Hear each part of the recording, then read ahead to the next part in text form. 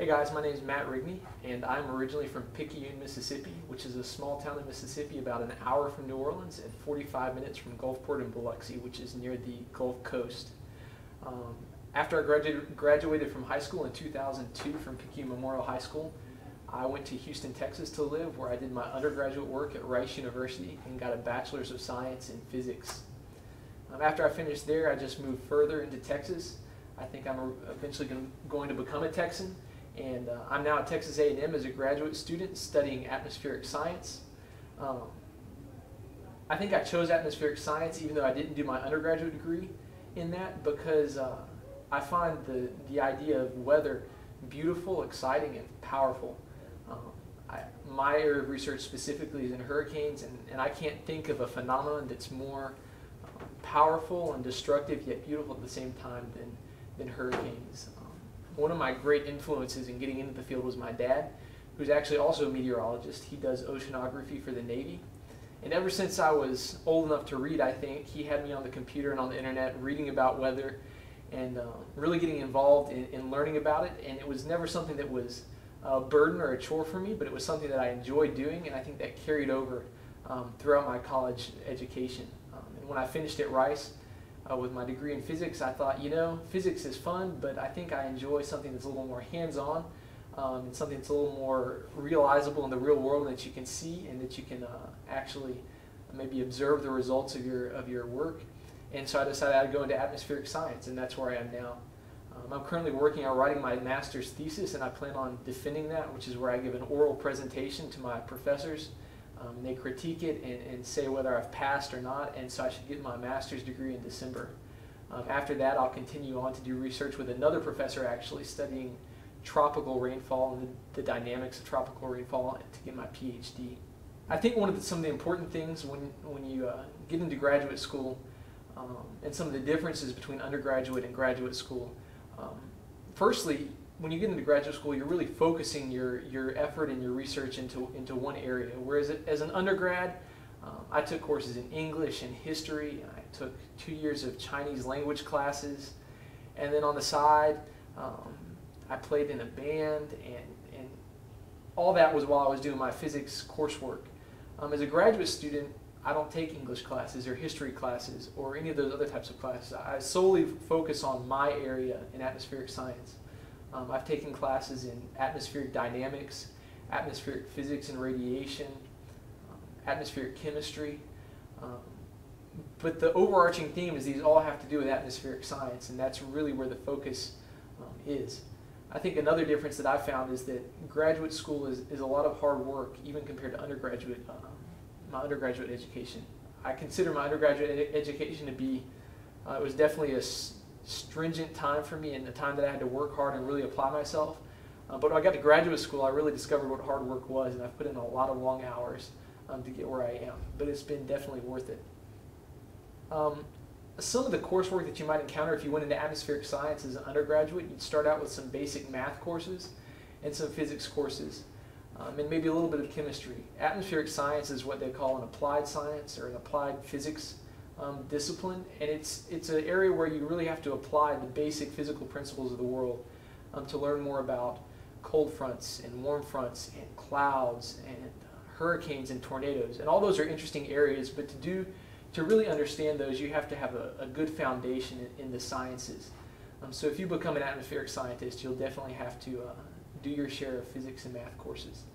But don't be intimidated. I think that those are fun classes, and really understanding how things work and be able to answer, you know, why does why does an apple fall from a tree, I guess was Newton's question, or why does a spring, you know, bounce back and forth and oscillate. Answering those types of questions and being able to really apply that to real world situations is a rewarding thing, and it's worth the hard work that you have to do to understand that.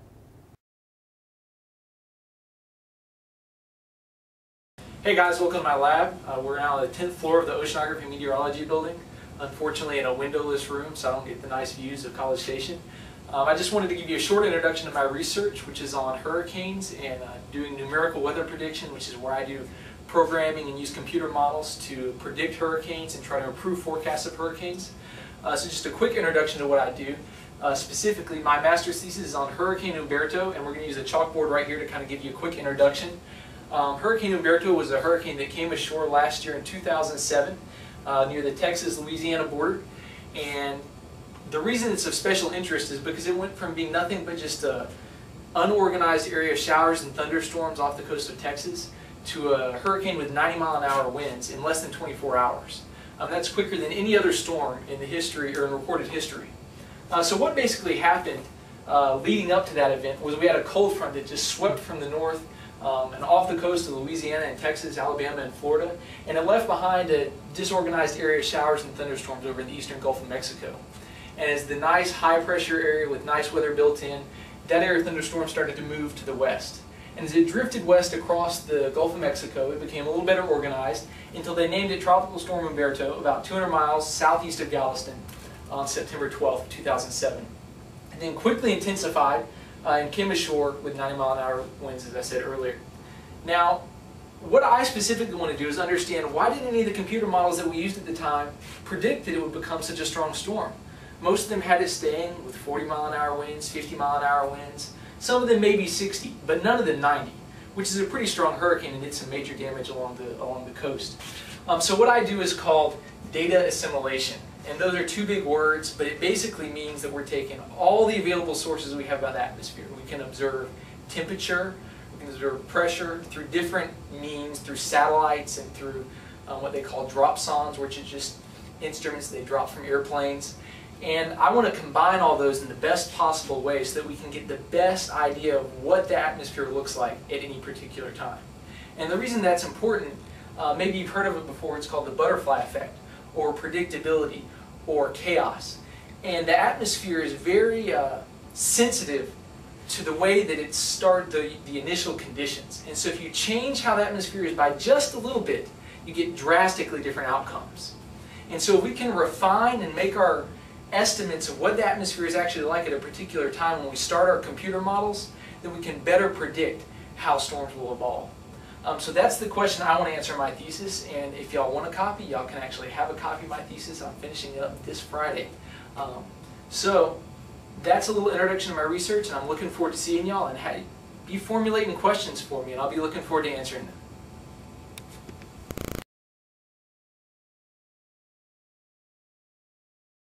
Outside of school, I just got married last month, and so that's definitely something that takes up a lot of my time. I like spending time with my wife. In addition to that, as I mentioned earlier, I played in a band in college, and I still enjoy playing guitar and singing and writing music. I've released, along with a friend, a couple of short demo albums, which has been a lot of fun. I also enjoy all sorts of sports.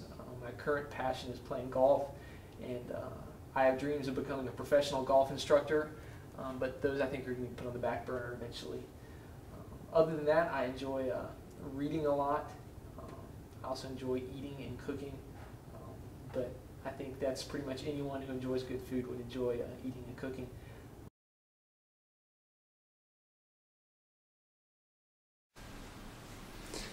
Hey guys, I want to welcome you to my home. I know I'm not on camera right now, but that's because I'm filming. I just wanted to take a second and let you get to see what I do around my house and what I do for fun. This is my downstairs of my apartment. It's kind of messy right now, but that's because my wife and I are getting ready to move. I just got married last month, and we'll be moving in a couple of weeks. You still can see a few things amongst the mess that I like to do. Over here you see my golf clubs. I enjoy playing golf at any opportunity I can get.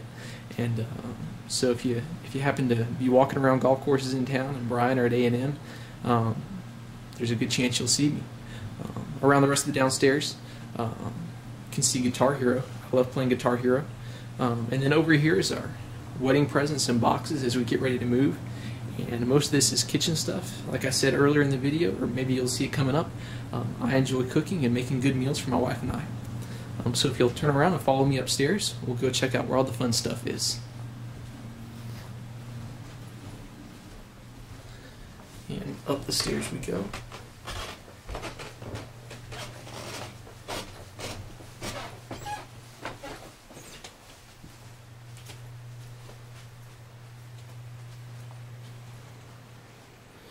As we enter into the bedroom, you can see there's a little more fun stuff here. Of Over here we have a desk with our desktop on it, and printer and whatnot. Over in the corner we have a keyboard and a guitar. I play both. I played keyboard since I was 7 or 8 years old, or piano, and I gave it up a little bit when I went to college because it's a little harder to carry around a piano, but now we have a keyboard that I can play on.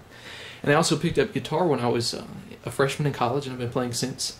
I played in a band when I was in college and played a few concerts around Houston. And you can see my old roommate and I actually set up a recording studio.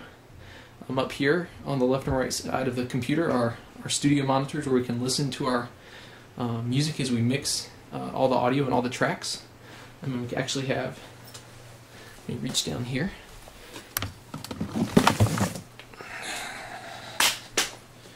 We actually have our studio microphone, which is one of my pride and joys. And so we have our studio recording microphone. It's a condenser mic, and it's what we used to record all our vocals with. It's a lot of fun. And then last, one of the main things I wanted to show you is my book collection. And we have over here one of my bookshelves, and it's filled with books. Let's go over and take a closer look at some of the titles. This top shelf is mainly literature books, books that I've read for English classes and literature classes. And then on the second shelf we have some books that deal with Christianity and religion. They're very important to me. My Christianity is very important to me, and so I read those a lot. And then down here we've got some history books and books that are kind of informative and help me learn about history. And then we've got some more history books down here on this shelf. Moving over to the next bookshelf, some more books. I love all of these, by the way.